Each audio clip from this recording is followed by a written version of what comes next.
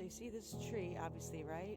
Just like, looks like a regular old one sliding down the rocks in the sand. So lump of tree, right? It just looks like something simple.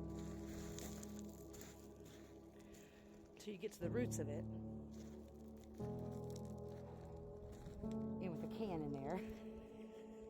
You know, I do these as I go. Like, I don't like pre-plan any of my videos. I don't, you know, I meditate and that's about it. But all these beautiful roots. It's like a little, not a regular tree. There's no such thing. You just never know the depths of a person, place, or thing, or situation until you look at the root of it. Same with this tree over here. Wow, these are amazing rocks. If I had my own place, I'd be grabbing all these for some palm stones to do therapy with. Regular, not a regular tree, but a tree. Pretty massive. Oh, he has rocks inside of him. Get away, gnats. May I have this? Thank you. You may be able to get over to this guy. Let's look at his roots. His roots. I know because the sun, it's a little hard to... Okay. It's rocks, so they want to stay here, so... Let's stay here. It's fine. You just never know about a person, place, or situation till you dig deep. The root of something. And even though I wasn't even going to even bring that up until I saw that, download a message to talk about being mindful of the groups that you're a part of.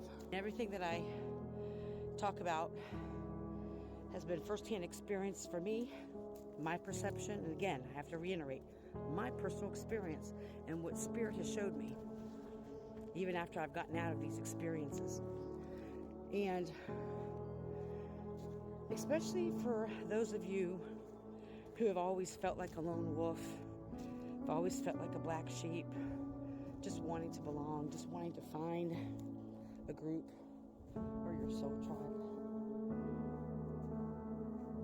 This is especially for those people.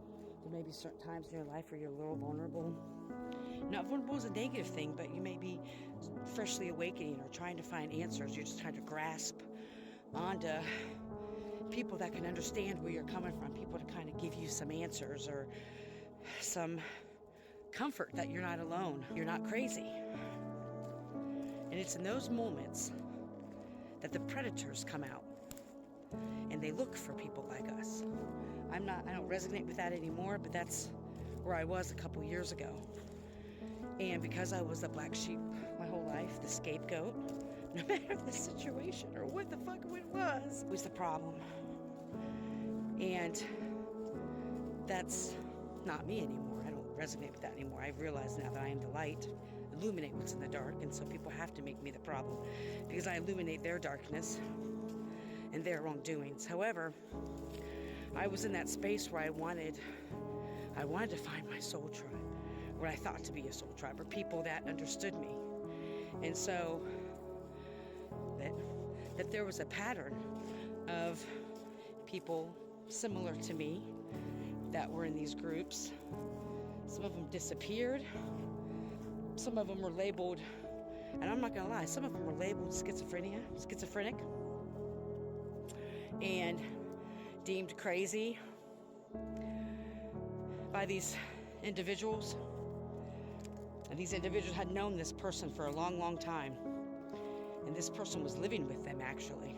Today when I was meditating, it dawned on me, these same individuals were proposing that I live with them if I got evicted.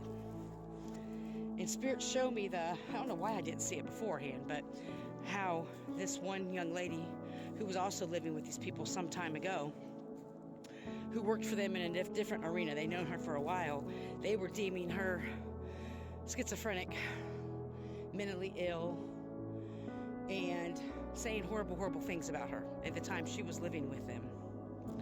And so I noticed how that's used to siphon people's energy. Now this person, her husband died, and so she got a large sum of money from this. And she supposedly was unable to take care of her children at the time. I'm sure she did go through a lot. I'm sure there was some concerns there.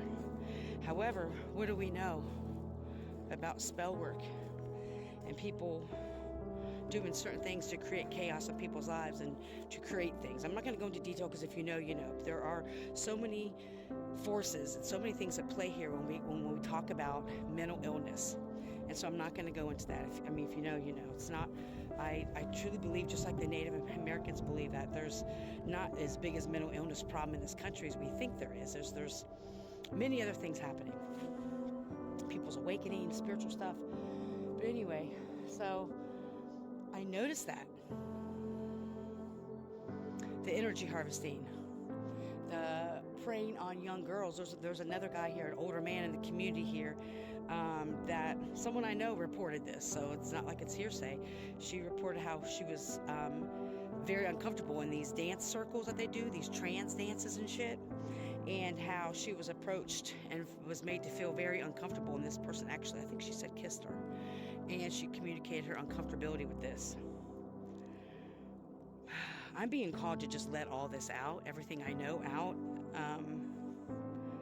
But I do have some hesitation, I'm not going to lie, because I know a lot firsthand.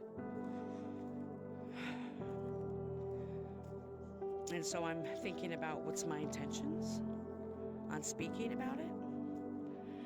And so I was asking Spirit all day today, because this message came to me that I need to finally start speaking on this to help other people. And so this is to help people who are in these situations where you're just like searching for answers, or you maybe just be trying to get clarity on stuff. Be mindful of the services and the people that you seek to get this help.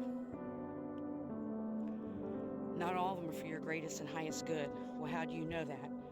That's why it's really important to spend a lot of time by yourself, to know what is your energy, and to develop a relationship with whatever your higher power is. I'm never the one to tell anybody what their higher power is. If you want to believe in a God, if you want to believe in Jesus, if you want to believe in the universe, if you want to believe in the moon and stars, if you want to believe in Muhammad, it doesn't, to me, that's besides the point.